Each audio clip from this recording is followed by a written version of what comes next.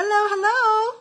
Happy Monday and welcome to another session of my Make It Monday, where each week I come on live on YouTube and Facebook, and I share with you projects that I'm working on or techniques that I found or discovered that I wanted to share with you because I feel like maybe you might be interested.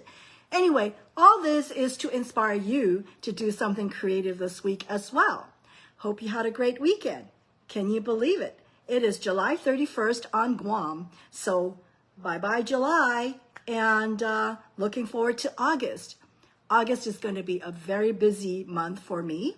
For those of you who are not aware of, Stampin' Up! Will be having its leadership conference, which we call it Backstage, in August.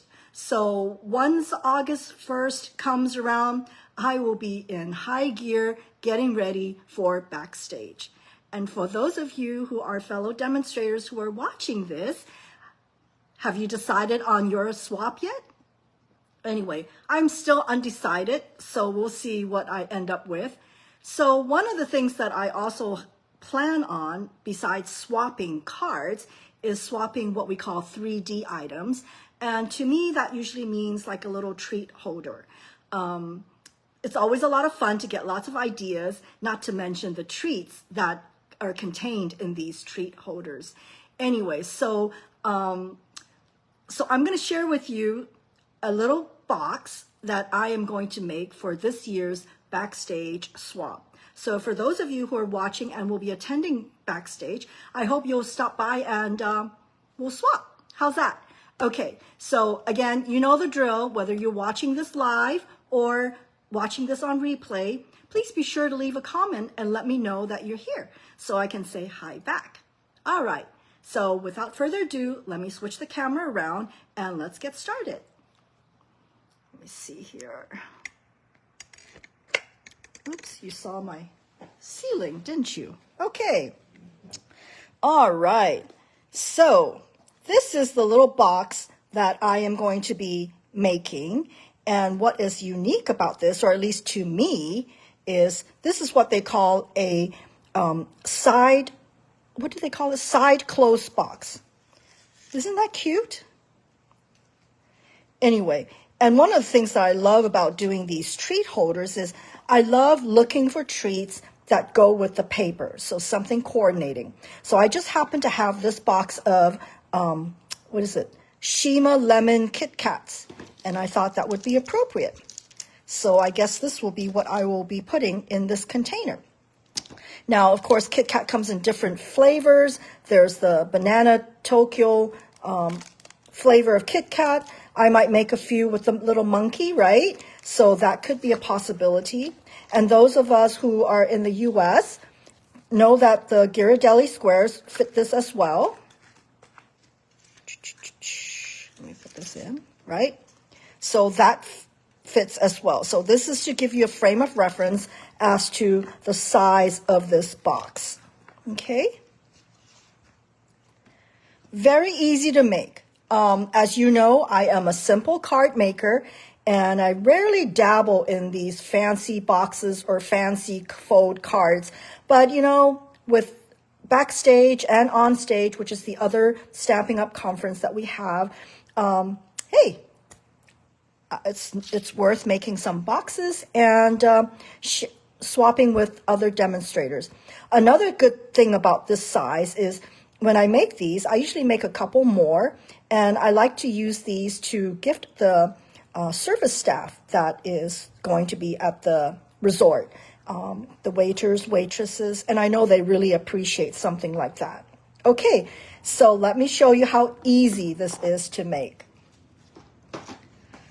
Okay, now every time when I'm doing one of these items, it's always inspired by a European demonstrator. So this, if you, I think, Google this, there's a few European demonstrators that have created these little boxes in various, different variations. So this is my variation that I've picked up on. And so the measurements are going to be in centimeters, which actually I find it much easier to work with because it allows you to make a much more finer adjustment, if you will. So we're going to start out with a sheet of cardstock that is 14 by 5, 14.5.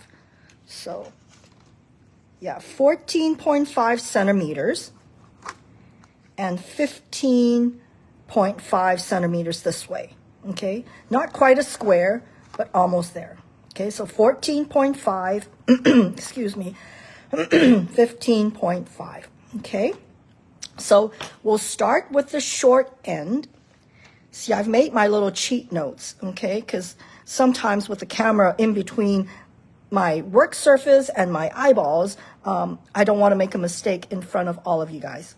Okay, so the first one is 1.2 centimeters. So for those of you who, I mean, this is the beauty. I love Stampin' Up's trimmer because it's got both the inches and the metric system, and very easy, so it's very easy to work on. So 1.2, so that's 1 centimeters, 1, 2. I actually really think centimeters is so easy to work with. Okay, so score the first score here. Okay, 1.2. And then the second score is 7.2, which is my cheat notes here.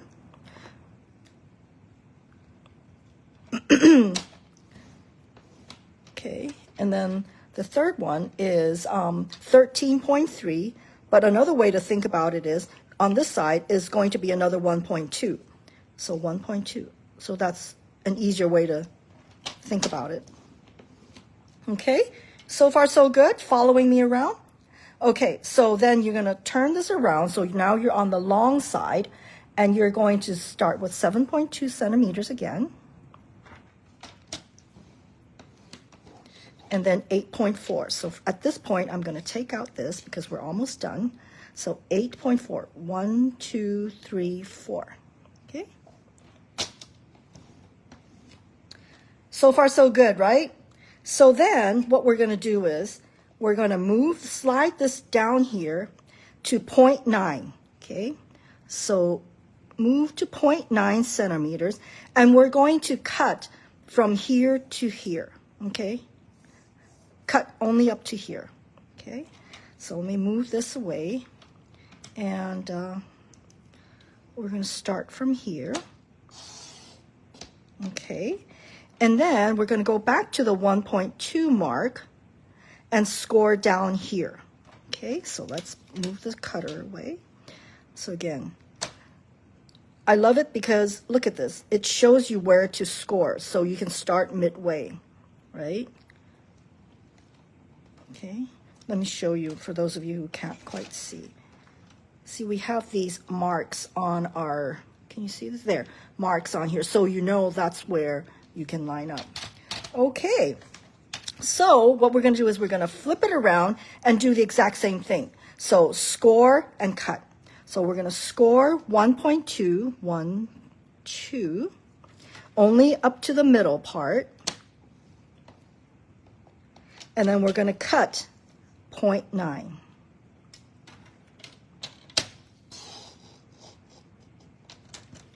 Okay, so you're following? And then what we're going to do is cut in the middle here at 7.2, but only from here and to here, here and to here, okay? So, one. At this point, these are going to fall off. So you have this, okay? And that's all the, if you want to call it hard cutting and scoring, is done. And these, once you get the hang of it, it comes together pretty quickly. I mean, look at this. I've already done a stash already. So, okay. So what we're going to do next is just do some cutting, okay? So, of course, we're going to cut this corner off.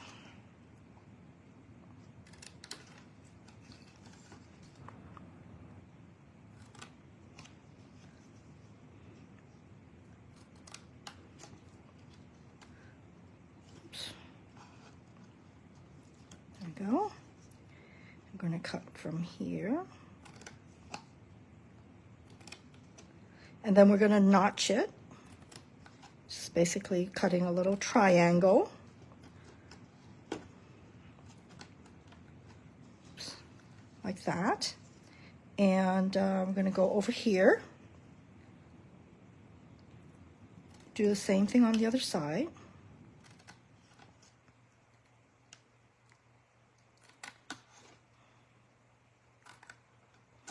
Yep. And there we go.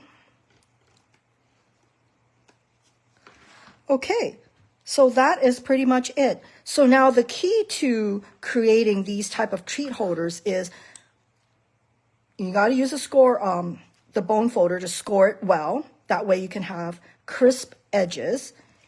So let's do that. So we're going to go like this.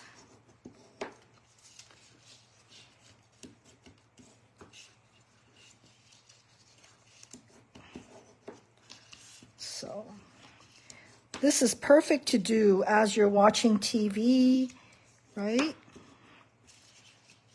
Maybe when you're measuring, you might not want to be watching TV, but once you've got all the scoring and the cutting down, this part is easy. Okay, so as you can see, you've got it's like a cake, right? It's got a top portion and a bottom portion. So now it's time to put tape on it, adhesive tape. So when I'm doing treat boxes, I always use the tear and tape because I feel, especially on our Guam humid weather, this holds up a lot better. So let's get moving, okay? So that's the beauty of tear and tape. You just tear it, okay? So I'm gonna put this here. And we're gonna do this right here.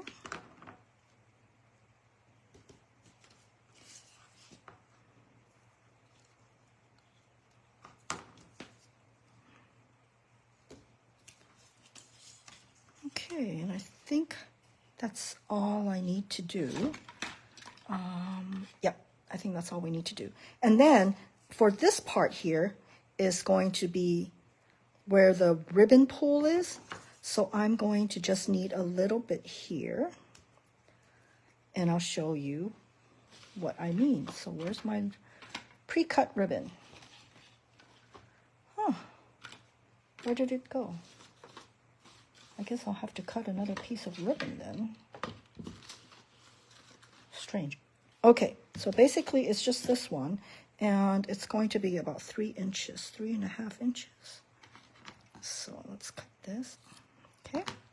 Again, I love that Stampin' Up! Designer Series papers are all coordinating. I mean, this is what you call the petal pink, right? So you know petal pink will match with petal pink because as you can see from the sample I had, it's got petal pink. So I know everything will be seamless. So anyway, so let's get going with this. We'll just peel this off, okay? And lay the ribbon here. And so you want the little tab to just be about this much, right? So we'll put in another tape here. Secure that tab from here. Okay.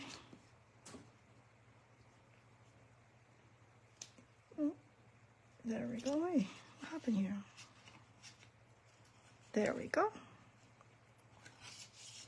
Okay, so we're going to put a little tab here, right? And there you go. So, you know, if there's an extra piece, we can just cut it off if it bothers you. Here, I've cut it out so that, there. And you're ready to put them together now, okay? So let's get started with maybe this side here. Well, why not, right? So we'll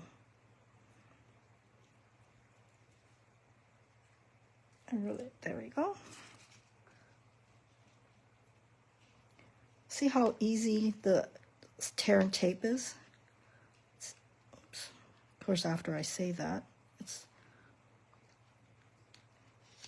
Try from the side then. right? This is where I wish there was some music piped in so there's no silence. Okay, so I think, let me grab this as well.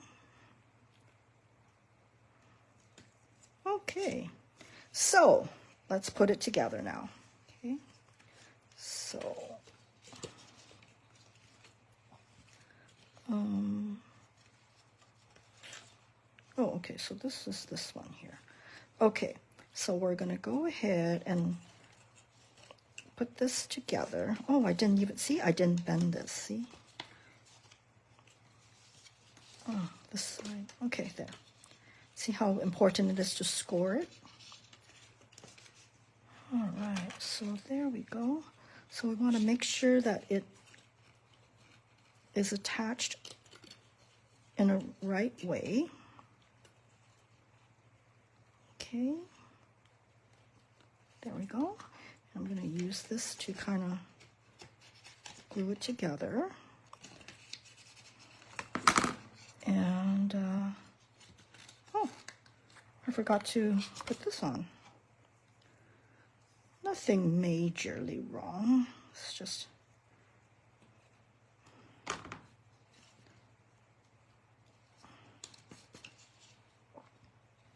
Oh, I see what I did. I see what I did. Up, up, up, up. Okay. I see what I did. I'm supposed to go like this. Ah. Okay, so what can we do? We can resurrect this by doing it this way. Yeah, so there's no mistakes, right? I will fix that there. Yeah. Oops, sorry. I think I've gone off camera, didn't I? So back here, I'm going to have to use, oh, this is perfect. Okay. So I'm going to use this to cover up the adhesive side because I put in too much. So there's always a way to resurrect a mistake, right? Okay, so there, it's done. So now we're going to put these together. Okay. Hey, see what happens? Okay, you know what? This really isn't important. We don't need it there, so there.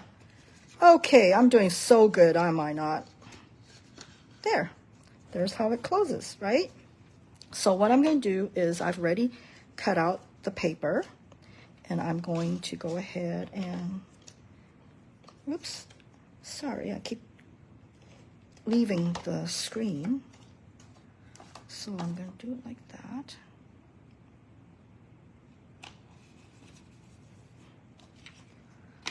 Here's the other one. I don't know if you guys have noticed, but the last few videos that I've been making, the paper is all from the same pack. It's the Delightfully Eclectic DSP. I just love that pack so much. It seems like every project I'm doing, I'm using that from that pack. So there it is. And then all I need to do is just add on a greeting.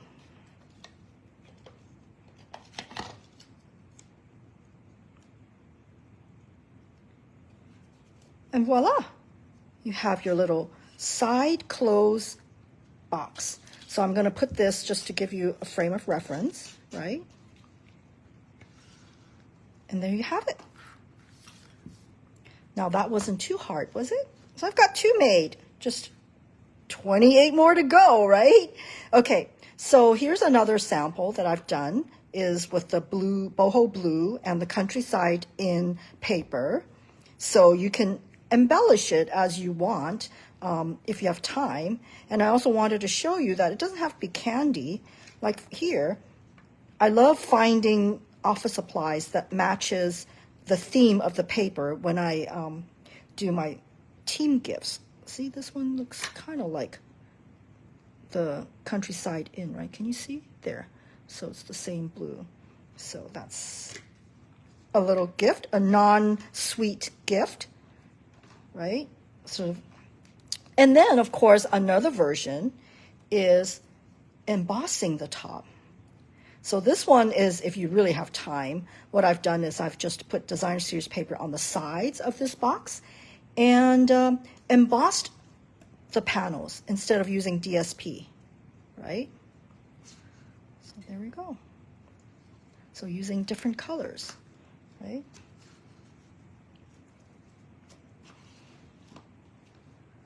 Let's see. Oh, that's what I forgot to do. Where is it? There. It is the thumb notch. So that's pretty easy to do. So usually what I do is I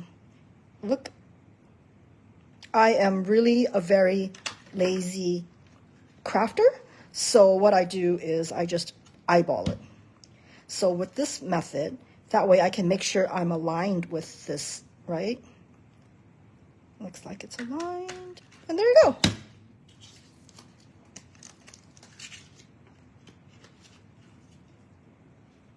There it is.